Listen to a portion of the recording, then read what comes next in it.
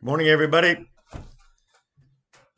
Hey, last week I mentioned that I felt like we were engaged in a struggle these days around the very identity and nature and proclamation of what it means to be a Christian and what is the heartbeat of Christianity.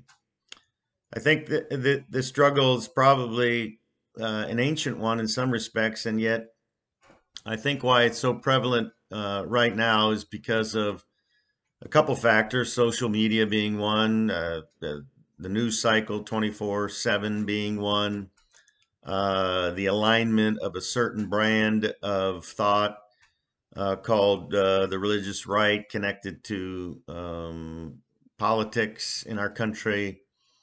And also, I think we have to come to terms with the fact that church attendance has been declining for a number of years. And young people seem to be somewhat disenchanted by Christianity or by the church, and so this struggle is real. And there are those claiming a Christianity far different than the one that I espouse or believe in. And so I wanted to begin our journey of Lent these next 46 days, I think it is. A 40-day period excluding Sundays, culminating in the celebration of Easter. I want to use this time to explore this with you.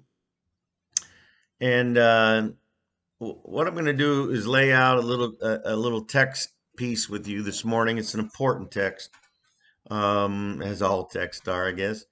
And then I'm going to introduce to you somebody of great moral courage with a contemplative bent on life.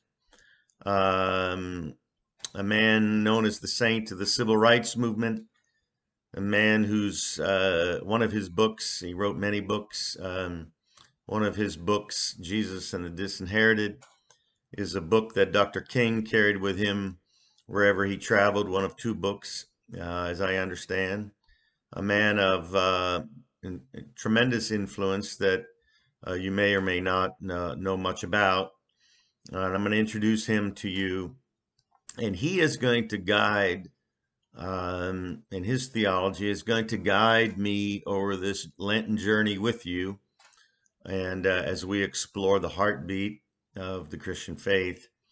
And I'm actually really looking forward to this.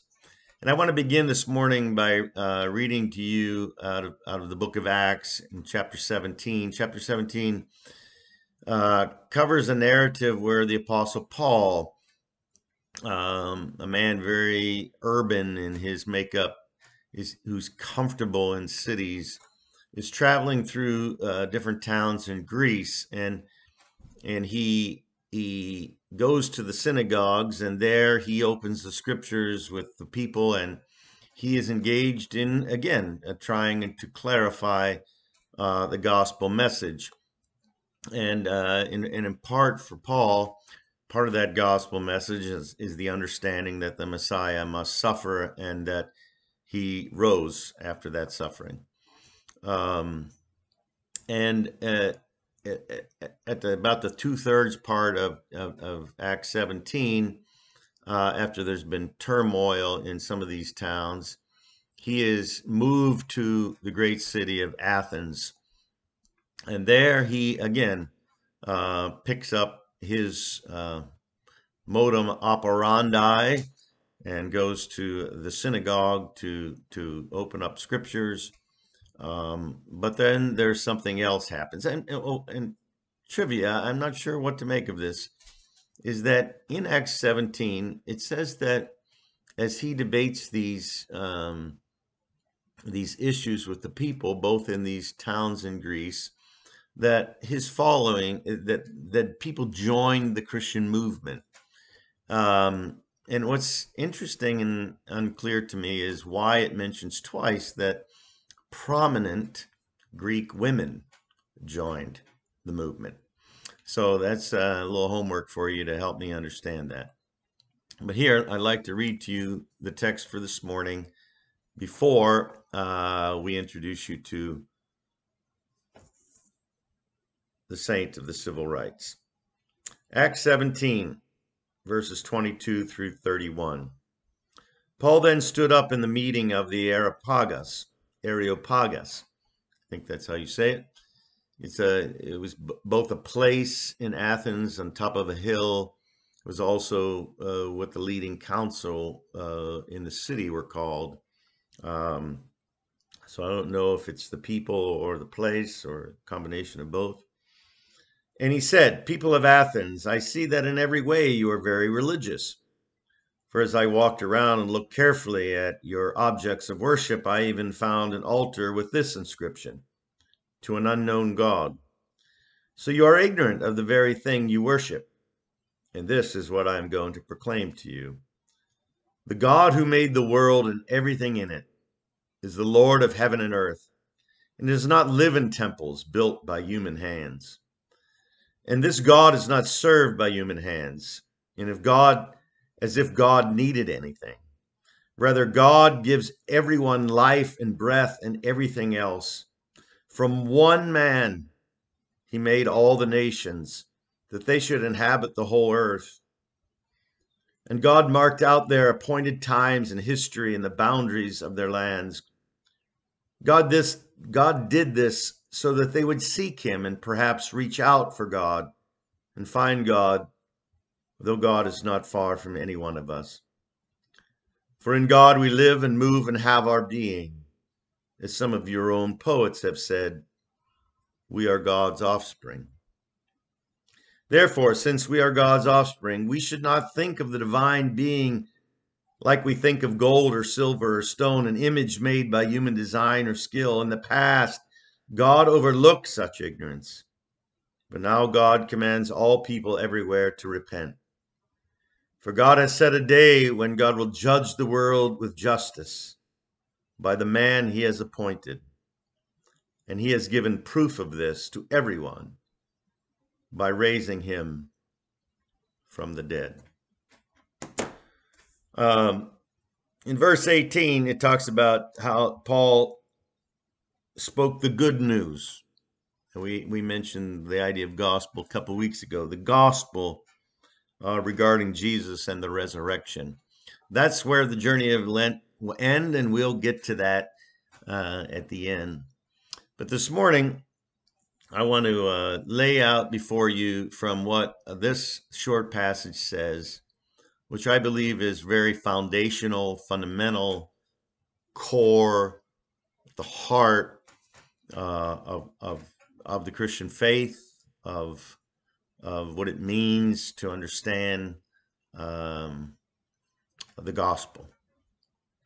So number one, Paul clearly believes here in a universal creator, and that Paul says everything has come from God, and he uses the words life and breath.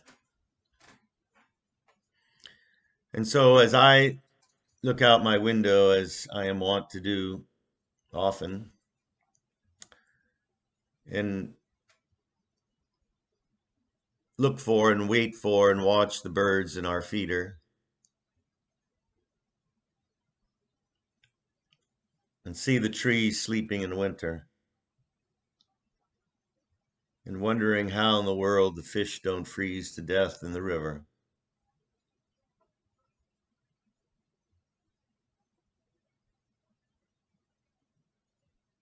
The truth is, God has given breath and life to all that is living.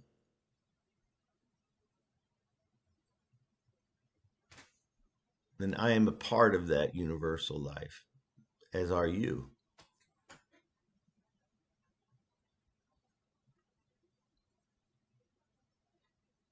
It's interesting, vast majority of the river is frozen. It's obviously very cold here this morning in Minnesota, and yet there are open stretches, and in the open stretches, the water, I can notice, is still flowing. I guess it's really true that the river must answer the call of the sea. Spirituality is answering the call of God. The God who's given life and breath to that squirrel. We are connected. Number 2, Paul says we all come from one ancestor, that we are all branches from the same root, that he speaks of nations and lands, the diversity of the creation, the diversity of the human race, and how the Spirit celebrates that and does not use that as cause for division.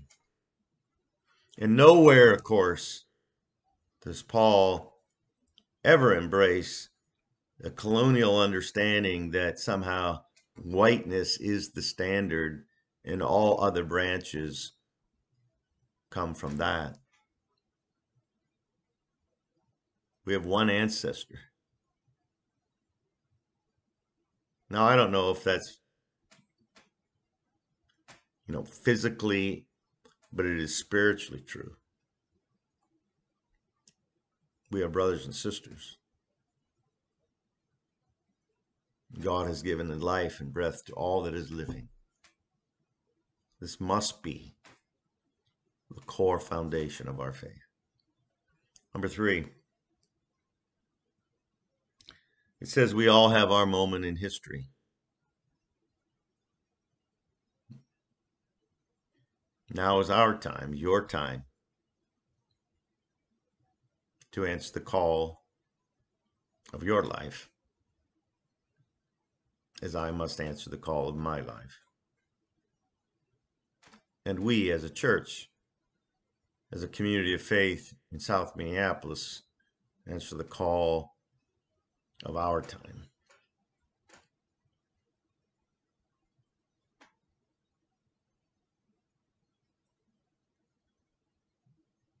What do you think is the call, the flow of your life?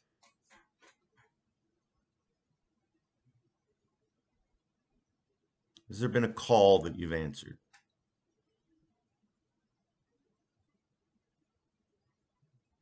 Number 4, it says that spirituality is about seeking.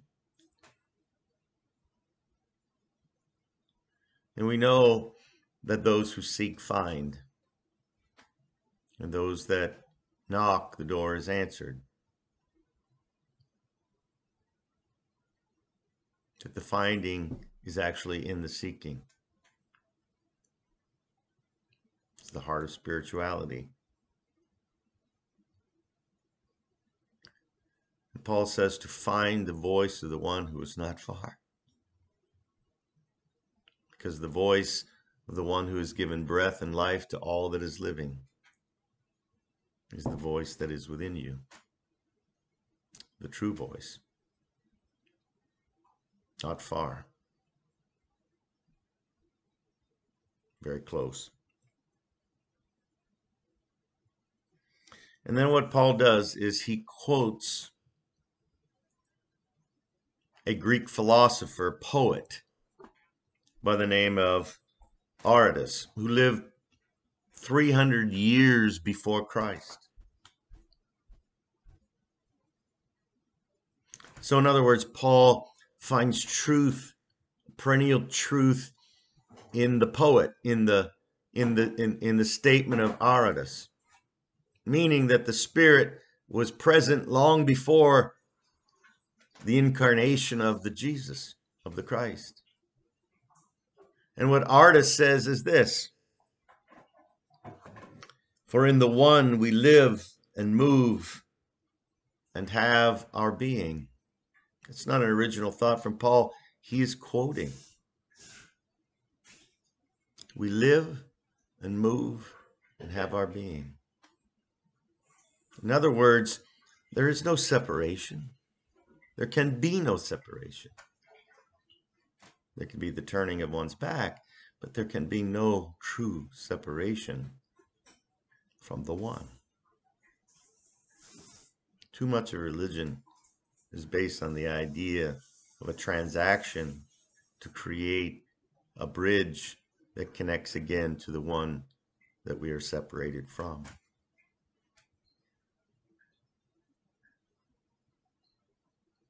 I don't believe that's true because I don't believe in the separation. And the last point here is that, number 6, is that Paul says that there is a coming time, an appointed time, when the world will be judged in justice by Jesus. Those are core foundational pillars of the Christian faith. And what I find interesting here is that by quoting this philosopher, who also says that, we are all children of the one, we learn, we are encouraged by the truth that often the Spirit uses poets, musicians, artists, playwrights, philosophers, theologians, seekers, to clarify for us the nature of the journey and the nature of truth. Howard Thurman was such and is such for our times. A poet, a theologian, an educator, an incredible, courageous man who was the mentor, at least one core mentor of Dr. King.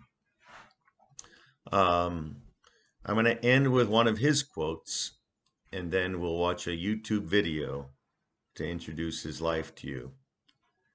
Here's the man, a quote from the man whose grandmother was a slave. He was born in South Florida, 1899, and died recently in 1981. He says, "Human life is one. We are all members of another. That personal empowerment and social transformation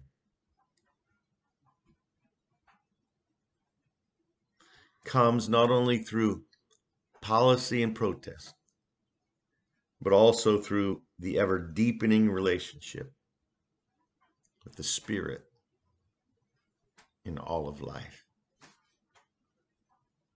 I look forward to using his theology and his contemplative outlook on life, his engagement with transformation over Lent with you. Here is a piece on Howard Thurman.